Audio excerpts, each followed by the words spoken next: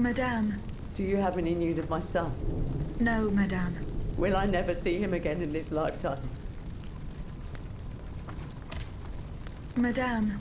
Do you have any news of my son? No, Madame. Will I never see him again in this lifetime?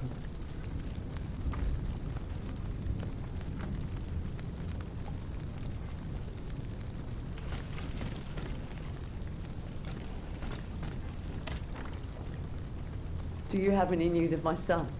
No, Madame. Will I never see him again in this lifetime?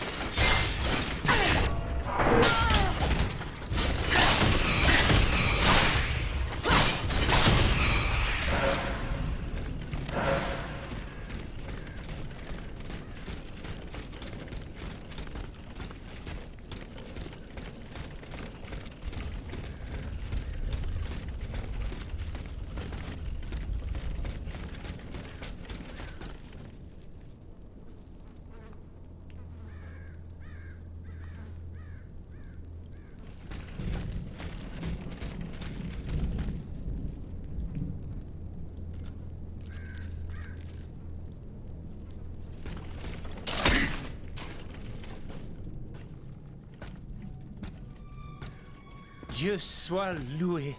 It is such a blessing to see you safe and sound. This belongs to you. Bless you, whoever you are. You have our eternal gratitude. I believe you've met Monsieur Julien Raymond from distant Saint-Domingue. He's one of the most eminent members of our organization. And you? Mademoiselle? What should we call you? My name is Aegis. Ah, yes. The Aegis. The mighty shield and scourge of Zeus. I wonder... Earlier, by the Pont Neuf, when you touched Monseigneur's ring, can you explain what happened? The ring called to me. It compelled me to reach out and take it. Come now. The moment I touched it, I was transported. Somewhere else. It was the same strange world that you were in, Monseigneur. Hell, you mean? Or purgatory? I saw things there.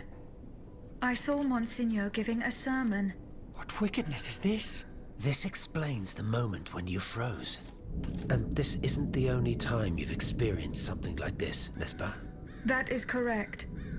It also happened with two objects I found in Place Dauphine. And what happened there? That is where I found your Bible and your cross, Monseigneur. How did you know they belonged to me? They demanded to be returned to you. You did not regain consciousness until I did so. This is madness.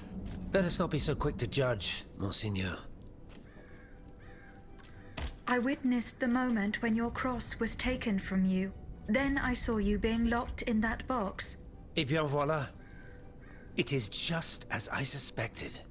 Here, Aegis, look at this.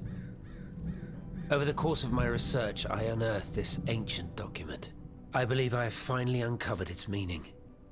It's a triangle with an identical inscription at each corner. Nemi, memory in ancient Greek. Then, in the center, there is an open eye which symbolizes awakening. Do you understand? The images you saw, Aegis, were Monseigneur de la Far's own memories. 3 echoes of the past tied to personal objects of his.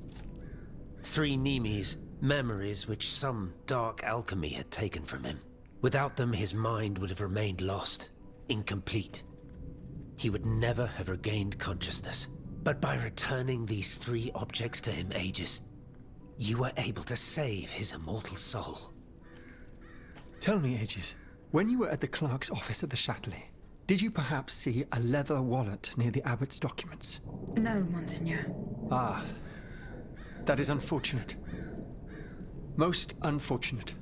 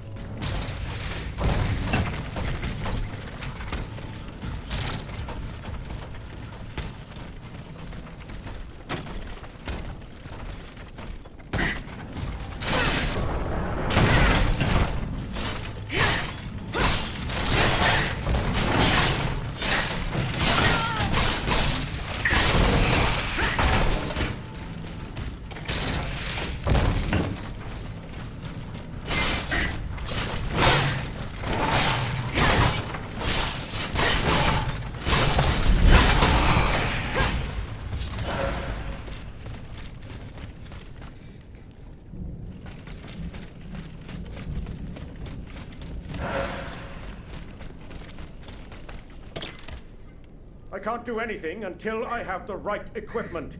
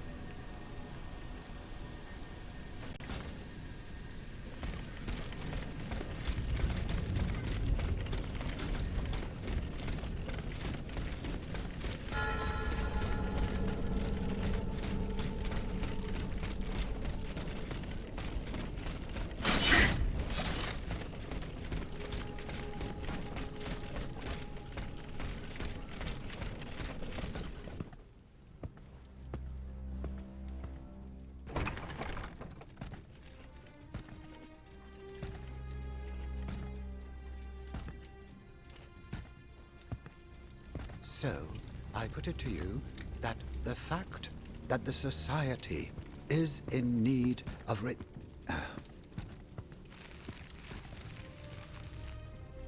Monsieur de Mirabeau. No, no, oh. The demon can speak? Speak, then! Has my time come? I do not know. My life is in your hands. It's not worth much. Do what you will with it. I seek Monsieur de Vaucanson. He holds the secret to the tireless automats. And you think you'll find him here?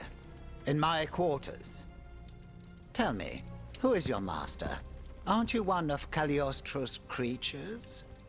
I serve only the Queen. Ah, the Queen. Well then, that's something else altogether. I found this message in Monsieur de Vaucanson's carriage. He didn't receive it. That is most worrying. Eugène and I are old friends. I was hoping he would be able to tell me what the deuce is going on. Of course, I doubt he had a hand in this odious display of force, but he spent years in service to the king and his projects. Projects whose macabre ends we're only now discovering. Where could Monsieur de Vaucanson have gone? How should I know? The situation is dire out there. Everyone is taking shelter wherever they can.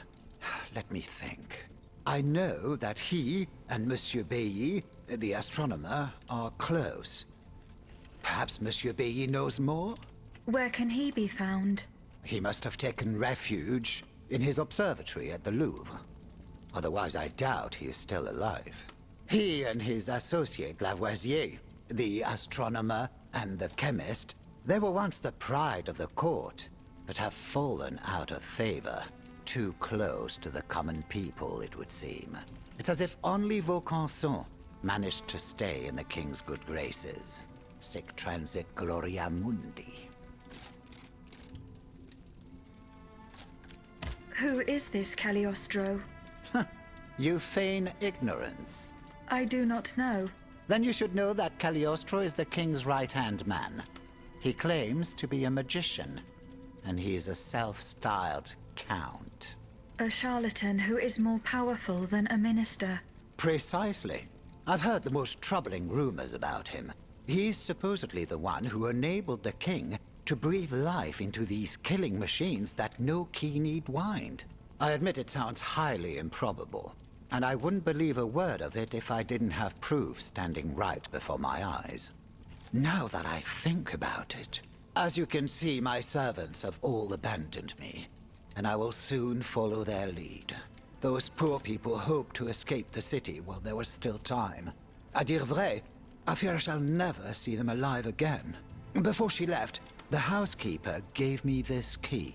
It opens the gate that leads to the Louvre, if you are foolhardy enough to attempt it. I found a note written by Eugène de Vaucanson. He mentions the death of the Dauphin at Meudon. What happened that night? How should I know? The child passed away at Meudon.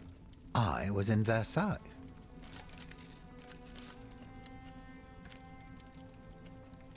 Besides the king and Monsieur de Vaucanson, who else witnessed these events? Well, if they followed protocol, Monsieur Lemonnier, the first physician to the king, he must have performed the autopsy on the child. Where can I find him? He lives in Versailles, near the chateau. But he has a practice here in Paris, on Rue Saint-Thomas d'Enfer, in the Quartier Saint-André-des-Arts. Eugène de Vaucanson told you nothing?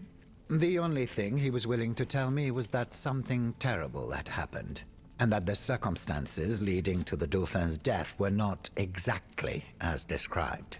One thing for certain is that he was extremely upset about what happened, so much so that he refused to spend a single day more in the king's service. But he has apparently changed his mind.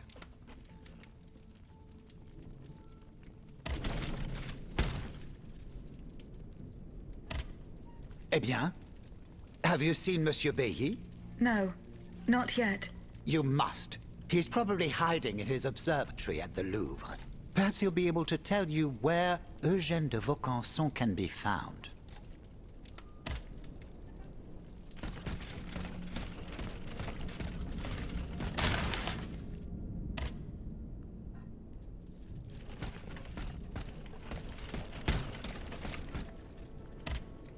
Eh bien? Have you seen Monsieur Bailly? No, not yet. You must. He's probably hiding in his observatory at the Louvre. Perhaps he'll be able to tell you where Eugène de Vaucanson can be found. What is this? Oh, that.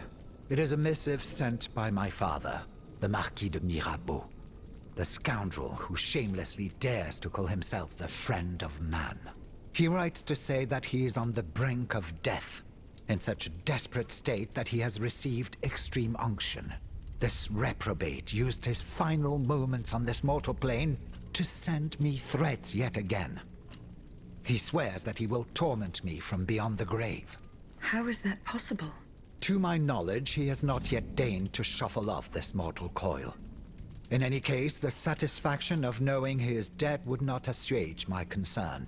This man is more persistent than the plague. He's capable of anything.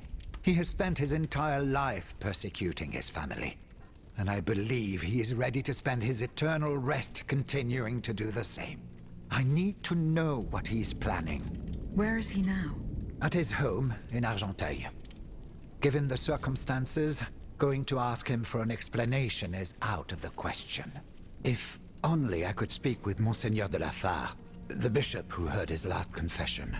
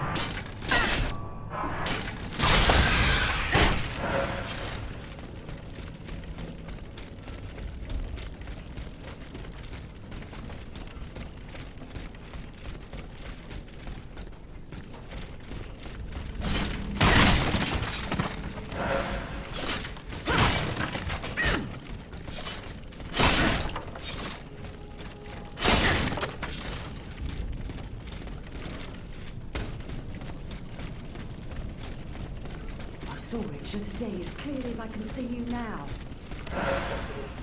That makes no sense. Do you think I've gone mad? No, of course not.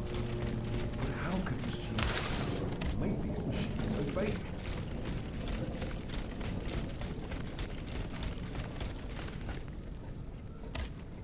Monsieur Balsamo, you say? To Jesu! An automat right on our doorstep. Malheur! We are lost! Do not fear. I am not like the other machines. À la bonne heure. This one speaks and thinks, at least. We'd better stay on our guard. So you saw this Monsieur Balsamo giving orders to the machines? Bien sûr. I saw him walk through the gate to his workshop, just a few paces from here, accompanied by a dozen automats.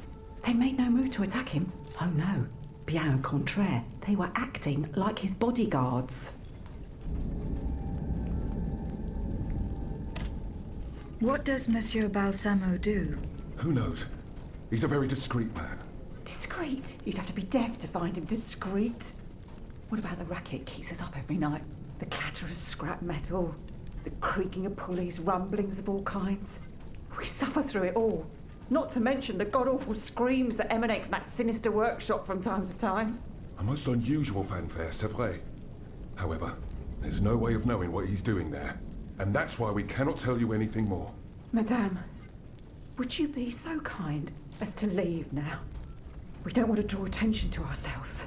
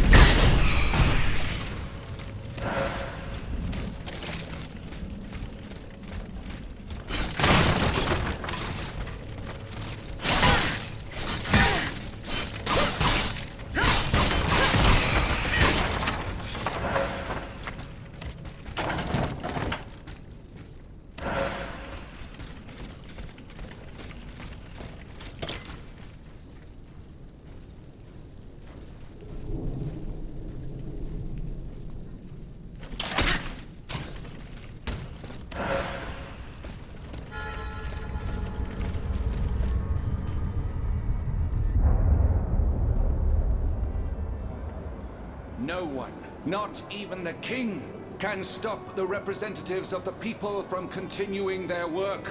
Wherever its members are gathered, the Assemblée Nationale lives. That is why we swear never to part, and to gather wherever circumstances require it, until a constitution is established for the kingdom.